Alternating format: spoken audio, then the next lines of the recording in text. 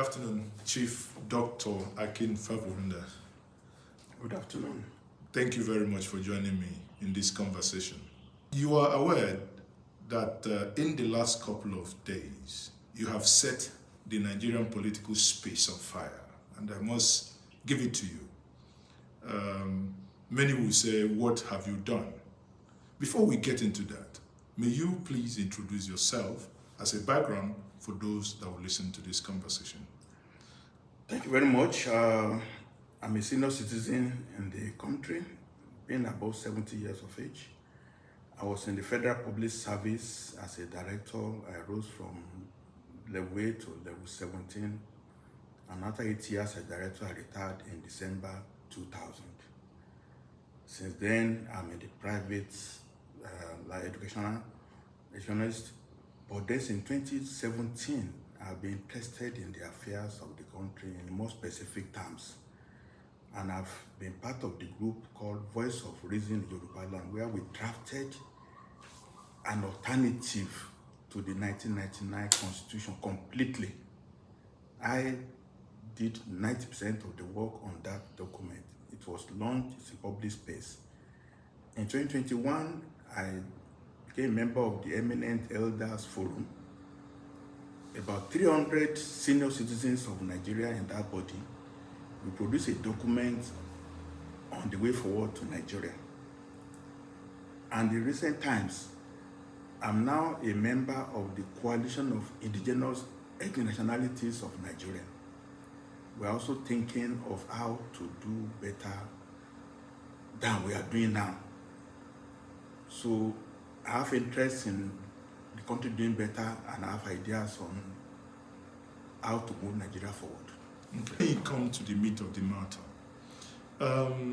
The moment on the 29th of last month, when the President in the National Assembly sang the old new national anthem. Thereafter, on the social media appeared a draft for discussion, and it's titled A Bill for an Act to Substitute the Annexure to Decree 24 of 1999 with a new governance model for the Federal Republic of Nigeria. That generated a lot of heat. Some have said that it is because the president who had approved for this new anthem that he is working for a new regional government. But when upon reading that, I said, oh, at the bottom, I found your name. I said, well, this is my friend and my colleague and an elder who is actually behind this. Then I started to reach out. Now, my question to you is, what informed the timing of this document? Is the government behind what you're doing? First, life is about preparation. I'm prepared with ideas over the years. In early this year, the Amendment Committee of National Assembly was inaugurated. I was at the venue. I noticed they were just interested in incremental change. They would have been doing it, and I never believed in it. But when the anthem matter came up recently, my brain started working because I have all the raw materials in my computer on how to move Nigeria forward. I reasoned that whatever it might be, since the government seems to be interested in rolling back Nigerian polity to pre-1966, which I support the old anthem, we must well try to sensitize the nation and the government on the desirability of rolling Nigeria back to 1963 also. So within a few hours, I was able to put together a document that will be a guide to discuss, that will be a raw material for the government to use if indeed they are interested in bringing about change. And I believe that we must go back to the era when things were working in the country.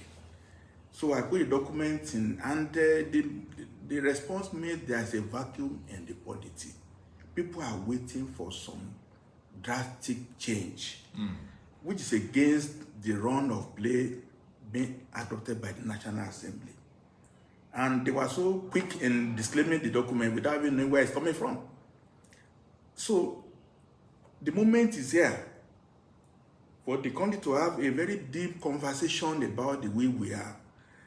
Things are not right with Nigeria. No matter what national member has said, things are not right. Things are not right with Nigerian people. Our structure is not working, and we have to change. So that's the motivation. I put the document out.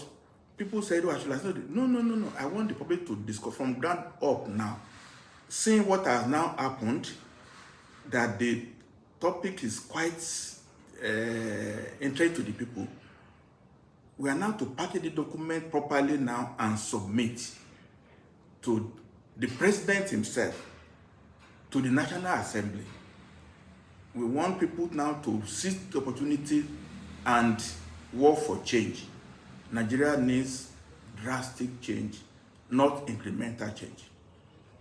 So, in essence, the content of your the draft for discussion is to rework the entirety of the 1999 Constitution. Absolutely. And I have to do that because we are now in 2024. If we sleepwalk our way towards 2027, where to run, you need 100 million to get a form. To run for Senate, you need 50 million to get a form.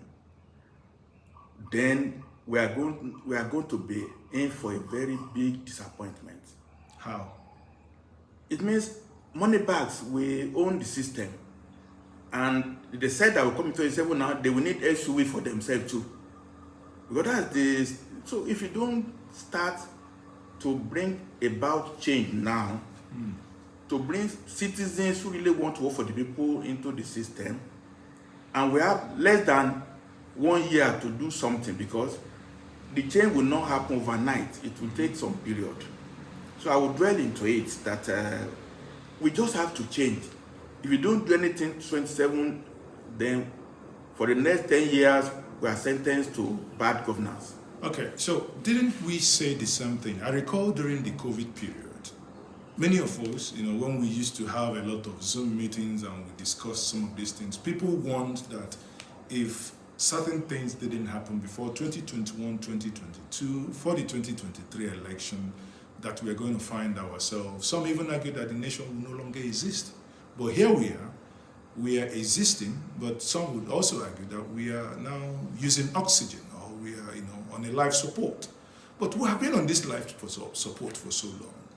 So question is, do you think that the people are not pushing enough, or that those that we have yielded our powers to represent us are not giving us return on our investment? Human beings are not amenable to change. When we were saying it in 2021, people thought it was a joke. But 8 years of Buhari administration should have opened us to the new need for change. At this point, 2024, I'm letting Nigeria know that the economy is grounded. All multinationals are going the way, unemployment is there. Environment in Nigeria is very hostile for even Nigerians to invest in Nigeria.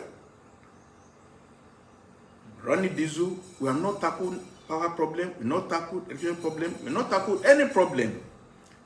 All we have been doing is to elect new set of rulers every 4 years, and they are our masters.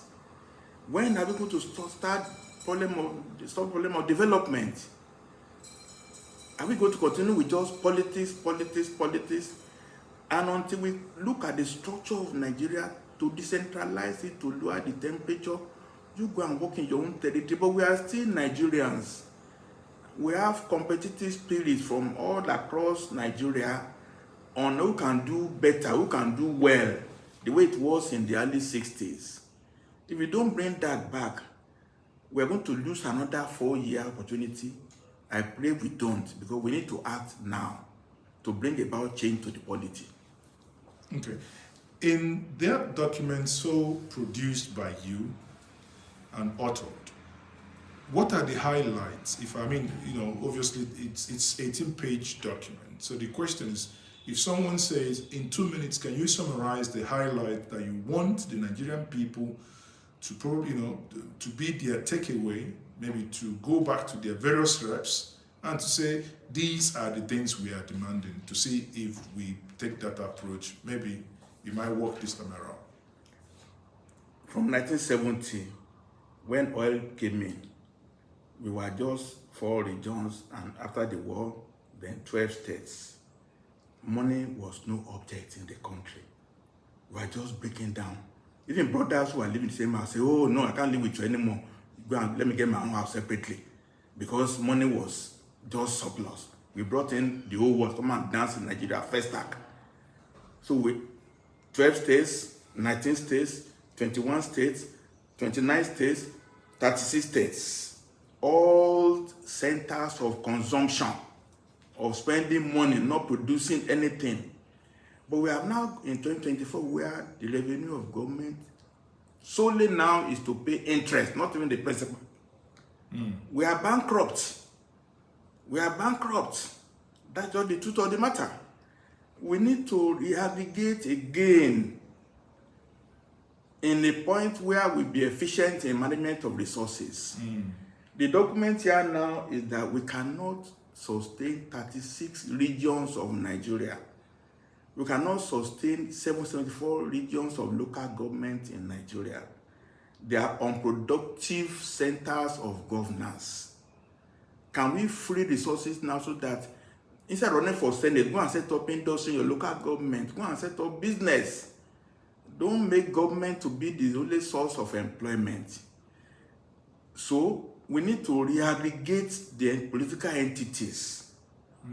And we need to do it now so that if you are going to run election in 2027, it will be based on the new framework, a new constitution that will not need for us to have 48 ministers.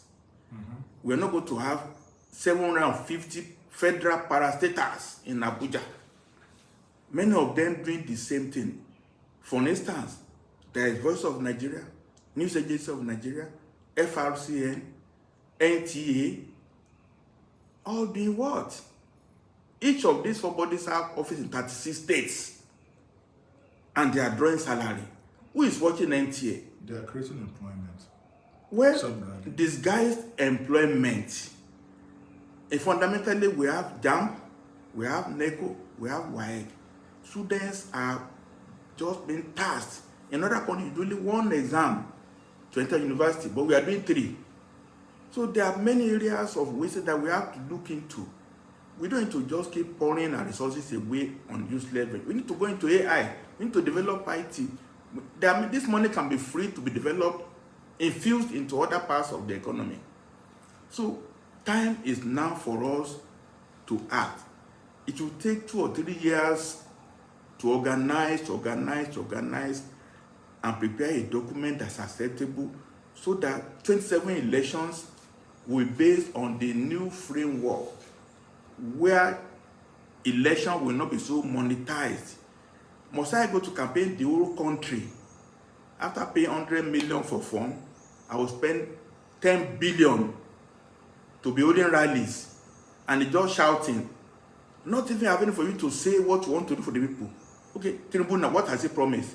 Can somebody show 1 hour lecture where he said, this is what I believe for Nigeria? But he went around Nigeria just saying slogan, and that's what we are ending with. We shouldn't repeat this in 2027. Now is the time for us to plan to change. Now is the time for us to plan to change.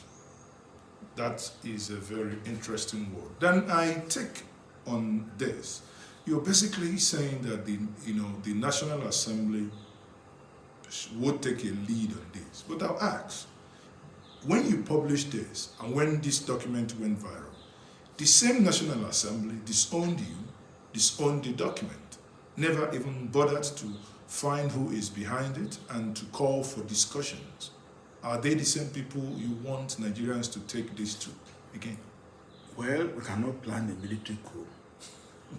They are still on the throne, but as a Christian, the wall of Jericho did not just fall down.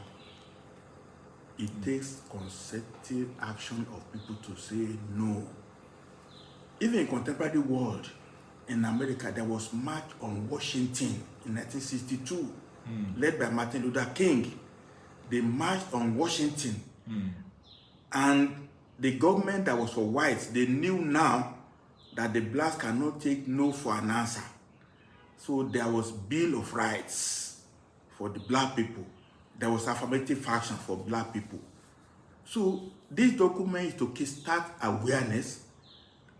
We have to push the Senate to do what they don't want to do. They are in the comfort zone. They just both do for themselves. But at whose expense? This document is to stimulate mass action, not violent, to communicate with all senators as already to say, this is what you want. We want a change. This is the beginning of it. And God helping us, we will not stop. If I look, reading the details of that document, I believe in page 6, 3.8, where it says, the Prime Minister in concert with the Council of Ministers. Now, the job description therein and the argument posited here, I would want to ask, we are not practicing the parliamentary system of government. How did you then import the Prime Ministership for discussion in this document? Well, we are not existing as an ally in the world. We will have a president who is a father figure of the nation, but not executive president that has 60 SUVs following him around. A president that will command the loyalty and respect of every citizen. It's in the document. We now have a person running the government on day to day. The way it is prescribed in that document is not all in all. It's written there that he must act in concert with the ministers. It's not to be saying, oh, I employ my ministers and they're my minister. No. He is going to be drawn from the parliament. As he's elected by the parliament to be prime minister, he will choose his ministers from the National Assembly also. So before you become a minister, you must first become... You must first be, not just, you must be elected in the parliament. Okay. So prime minister will be a member of parliament. The minister will also be a member of parliament. So if we start running the government, and let's say I'm a minister, and you are president, if I don't like what you are doing, I can have merit to resign from your government. I still retain my seat in parliament because my people still elected me to occupy my seat. Being a minister is a temporary appointment, it's a national duty. I'm saying my salary as minister, no more. In fact, in the document there, all ministers, all parliament members are to be funded by their regions of origin. If you come to Abuja, there is no salary for you. In effect, a member of parliament from Bayelsa, they might give me a jet if he wants. Member from Osun State that is broke, we might say, look, if you have no house in Abuja, you cannot be in Abuja for us. We have no house for you. It's like United Nations in New York. US is there, Britain is there, Germany is there. If you like, check into an hotel. So Abuja will now be based on where you are coming from. You are not coming to Abuja to lord over your citizens. It's in the document that minister will be willing to actually come and serve at the pleasure of the people behind. If you are elevated to become a minister in the cabinet, the prime minister has no overbearing control over you. What we have now, president is appointed. He brings all his friends to reward them, to make them ministers, and nobody can control the president. That's not what I propose in my document. This one actually is organic, and you relate with your people, and you are serving at their pleasure. It's emphasized that you'll be paid, disciplined, handled by your constituents. You cannot get a car in Abuja, you cannot get a house in Abuja unless provided for you from your region or your state.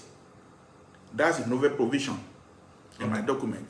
Okay, thank you for that explanation. Now, I also have here with me another document that is yet to be public, but at least in our conversation, we have it here on this platform. And we also, those watching us now will feel privileged to see this document firsthand. The title here is Proposed States of Nigeria to Guide National Conversations. Therein is where propositions has been made to remove the states, the way so known today, and replace them with, remove the regions, as it were in 1963 to 1967, to replace them with states. Can you walk us through, because the viewers are now looking at this on the screen, can you walk us through this map so produced here? This document was produced under the auspices of a new body, Coalition of Indigenous Ethnic Nationalities of Nigeria, comprising all leaders of ethnic nationalities, Andoni, Ijos, Yorubas, Igbos, Middle Belters, Hausas, all of us are there. We are proposing that Nigeria be aggregated back from the 36 states now to 9 states. People are using words without understanding the meaning. What is a region? In geography, region is a territorial space that has boundaries. That space, we were used to calling them regions in 1960. Western region, Eastern region, Northern region.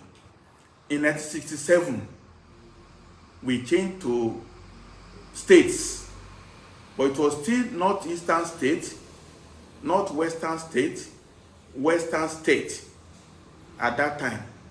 So now, to avoid confusion, that the objective of this latest document is to re-aggregate the political entities of Nigeria into a manageable number. Is proposed from the think tank. CIEN is a think tank. It's not dictated to Nigeria, but for working document, for discussion, we came out that a 9-state structure would be ideal for consideration. 9-state structure. 9-state structure. Would that then mean that the current states, if we, within these 9 states, these current states would then collapse? The way states were broken down, the way Western region was broken down to this state, we want to bring them back. It's still the same state. The only thing now is that we know that the current 36 states, people are already have identity that they believe in it. So we are not going to do away with the boundaries as it is. But for the purpose of the fact that we want to reduce the governance bureaucracy, we are going to have the 9 states constituted, but the 9 new states constituted, but the current states will now be downgraded into provinces. The boundary will remain the same. What is the change now is that in the existing state now, not the one proposed by 9, there will not be governor, there will not be House of Assembly, because it's a wasteful venture. We only have one premier in the new 9 states. But the current states will be downgraded to provinces. Each province will be headed by a provincial administrator. And there will be maybe 1, 2, 3, 4, 5 specially technical persons. It's now a project management approach to public policy. Not that you have vehicles, advisors, you have, no. We want to develop the country So we're going to have 4 or 5 technical persons in each of what is now states. The new states, 9 of them now, will be planning commission effectively for the regions, headed by a premier, not more than 5, 6, 7, 8 commissioners. Okay, so let's get this right, because when I'm looking at this document here, we have the northwestern states, which is obviously what we know today as northwest. Then we have the eastern states, which is the northeast. We have the eastern middle belt, which is more or less an addendum, and central middle belt, southeastern states, which now still the 5 southeast states. Then we'll have the southern states, which in this case I believe is the nomenclature before now called South-South. Yeah. And we now have Midwestern state, again going back to the old nomenclature. Pendant state. We now have Western states, which some will say that is then the Yoruba nation, Yeah. and the Western Middle Belt state. Yeah. Now, in essence here, your group has added 3 geographical, you're entities. taking away, from the 6 geographical entities we have, you have created 3 more. Good. To make it 9. Yeah. In that sense, where you are now saying that the states will no longer exist, but be replaced by this nomenclature. Yes. The states will now be the provinces. The current states. The current states will now be provinces. Yes. Now, in doing that, don't you think that would, if you look, that would create more, confusion? Because if you go to the southwest, there are people in Kwara that believe that they are not central people or anything you may call them, that they are Yorubas. If you go to Kogi, there are people in Kogi that believe that they are from all you state. All you are saying is what we have answered in the document. Okay. For instance, what we know as Northwest before, but we know Southern Kebbi State, Zulu area, do not belong to North Central State. So we put them now in the Western Middle Belt. In other words, for this to succeed, there's going to be a boundary adjustment. Absolutely. There has to be referendum for people to actually, these are our own feelings, but there has to be a mechanism to confirm what we are saying. This little Southern Kaduna, the public joined with their kith and kin in Plateau. The Okuns of Kogi, who are Yorubas, will join their kith and kin in the Western region. The same thing, the Igbominas. Now, the Okuns might come as what is equivalent of a full state now. They will become a province. Creating more states? No, the province have been downgraded. We are trying to reduce the state has been downgraded to province.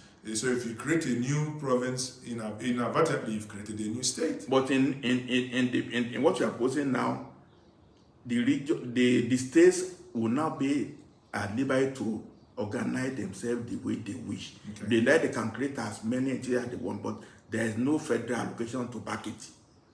Okay. You have to survive on your own. So let's say in the western states that we have now, the people in Lagos Island, they might say they want to be on their own. Fine. They want to be an independent nation. No, not nation. There will be a province in western states, the way it was in pre-1967. Yes. Once they can prove in the western state constitution that they can survive and they can self-sustain, then the bottom line now is that there is no more money to share. If you want to break down as many as you wish, you'll be free. In fact, you now have to be paying taxes to state and federal government. Before we are used to share from Abuja, so you feel marginalized because you're not getting enough share. But now, federal government has no resource of its own. Will tax all the states. The states will tax the provinces. So each of the entities will pay provincial tax, you pay state tax, then you pay federal tax.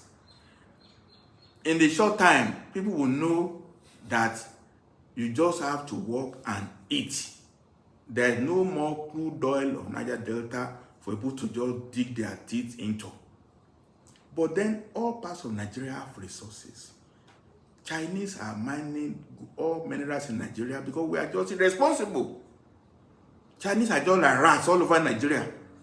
They are cutting timber from Cross River without knowledge of anybody because we neglected it. They are setting up rice farms everywhere on their own. They are mining in Nasarawa State because the government just focus on Abuja crude oil. They are not seeing what is available in their respective noses. So the principle now is that we only have 9 executive governments headed by premier, whose office is also downgraded, not executive governor. The provinces also downgraded provincial administrators. That will free money for bureaucracy. But territorial entity we maintained. We are not merging one province to the other. But each state is free to produce as many provinces as those people there are willing to sustain themselves and sustain the state administration, pay money to federal government too. This approach will really lower temperature. If we are to adopt this approach in Nigeria to say, oh, census, each province, if we have 10 million people, pay 5,000 per person to federal government. We'll suddenly have our real figure. We have a real figure, pay 5,000 per capita per head. Then you have to go and do audit. How many do we really have in this province? That's the solution to our problem. By the time we flip it over, instead of sharing from Abuja, you contribute to Abuja. Then this is a new dawn, this is a new change. As I said earlier on, if I'm to be made minister from Western state now, the same I say we have no money. Please, Dr. Ponda, do you have a house in Abuja where you can stay? We are not going to give you accommodation. Do you have a car where you can drive? On that basis, we will agree for you to be our senator from Western state. Then I gladly accept. I'm now volunteering to work. I'm living in Abuja. I don't need to come to Abuja to be looking for 20 million naira to rent a house for myself because I won an election. So I wish people can just understand that we really have to go this route if we are truly serious in running a government that is proactive, that serves the interest of the masses. So, in rounding up here, my last question to you will be, the document you shared when the new anthem was officially made public, how do you feel by the reactions you have received so far? Oh, I feel so elated, you know. On a very, very tiny scale, I feel like David that want to kill Goliath. Because the document I did in my own room privately, without talking to anybody, within 24 hours, is ignited so much discussion. And we need to have the discussion to go more because we desire change. And since that document has been produced, as I already indicated, we produced a follow-up document on the possible structure, not imposed, possible structure of governance that will bring effect to a good country. It's not to break Nigeria down. We are brothers and sisters. We are brethren. We are going to be neighbors. The people in Lagos say, would they go to the Atlantic Ocean? If they say they don't fight the Western region, where would they go? They want to go to Brazil? Can they move the land from Lagos Island and just join Brazil? Or they move to the Atlantic? No, it's not possible. So it may call looking what, and then the document I've produced is not with immediate effect. The proposal is that we should discuss these ideas between now and October 1, 2024. Once the authorities see sense in it, we now have a 1, 2, 3 year transition period where we will draft the federal constitution. The new states will have their own constitution drafted too. Each state in America have their own separate constitution. Some states might say we want premier, we want deputy premier, we want so much. So they prescribe what suits their area. Nigeria should not be straitjacket. You are a minister, you are a governor from Sokoto, you are earning the same salary with governor of Bayelsa. How can it be? You must live with your people and identify with them. So this straitjacket that we have for the whole country, unitary system, this is a way to bring it down to decentralize and to have sense of ownership. Don't look to Abuja again to solve your problems. This minimum wage now, if you are approved in Abuja, can they pay in Cross River? Can they pay in Yola? Can they pay? No. Each of the 9 states now will have its own minimum wage based on its own condition and its own economics. In any case, a rent in Lagos, a rent in Port Harcourt, is it the same thing as a rent in Akure? Why must you earn the same? If you are living in Akure or you are living in Karana Moda, must you earn the same? It shouldn't be. So this one now, once you are in your own state, your economy is based on what you are earning. The person living in Nguru will now live, how much is the rent there? Maybe 200,000 per annum. But rent in Lagos is 2 million. But a civil servant, federal civil servant is earning, I mean, it's not living wage. So this is, if you have these 9 centers of production, centers of competition, centers of unified approach to development, Nigeria will be better. Thank you very much, Dr. Akin Fapohunda, for joining me this afternoon. We would also look at getting more of your members. We'll look at creating a debate on this platform where these ideas will be given more oxygen for growth. Thank you very much once more. Thank you very much.